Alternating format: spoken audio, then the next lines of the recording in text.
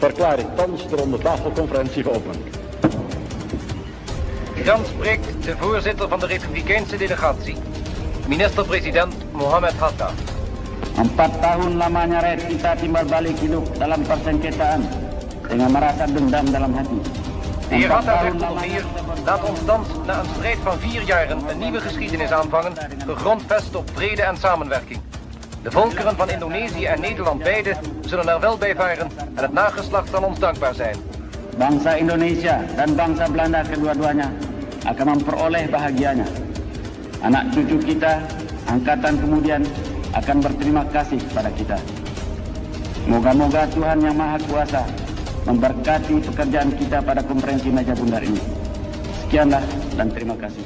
Kalau pihak Belanda menentangnya dengan misalnya tetap tidak mau menyudahi kolonialisme di Irian Barat, satu hari akan datang, entah besok entah lusa, yang dia pasti digiling gila oleh sejarah.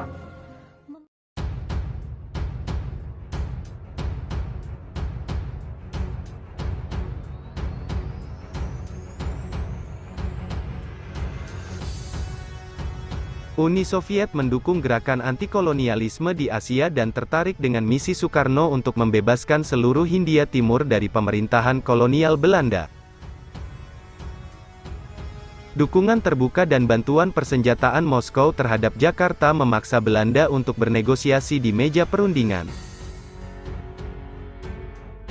Tak seperti perjuangan pembebasan negara-negara jajahan Inggris yang akhirnya diberi jalan untuk merdeka dan membentuk negara baru, Indonesia benar-benar harus melawan Belanda dalam Perang 4 tahun untuk mencapai kemerdekaan seutuhnya. Pada Desember tahun 1949, Belanda mengakui kedaulatan Indonesia di seluruh bekas wilayah Hindia Belanda, kecuali Papua. Pemerintah Belanda beralasan bahwa pulau dan suku-suku yang mendiami Papua memiliki kebudayaan mereka sendiri yang berbeda dengan wilayah Indonesia lainnya.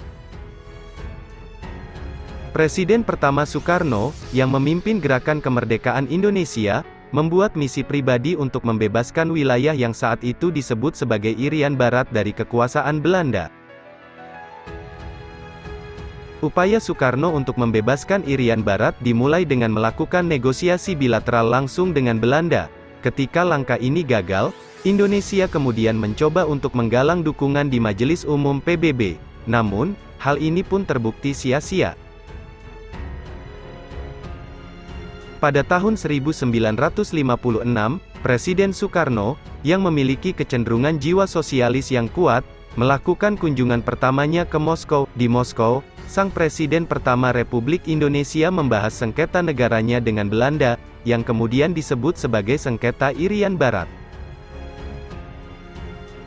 Pemimpin Soviet Nikita Khrushchev, yang mendukung gerakan anti-kolonialisme di Asia dan Afrika, dengan cepat mengumumkan dukungannya terhadap Indonesia yang pada waktu itu tengah berupaya mendapatkan dukungan di PBB.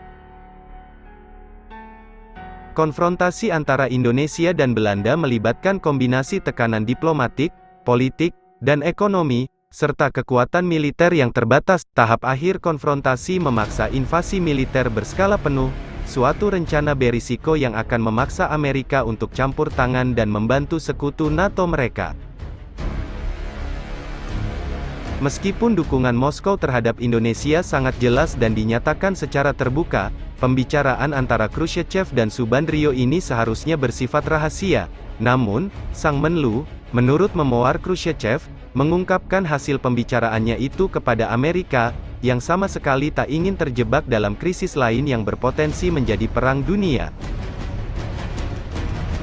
Di bawah tekanan Amerika, pada Agustus tahun 1962, Belanda akhirnya setuju untuk menyerahkan Irian Barat ke otoritas pada PBB 1963, wilayah Irian Barat akhirnya diserahkan kepada Indonesia.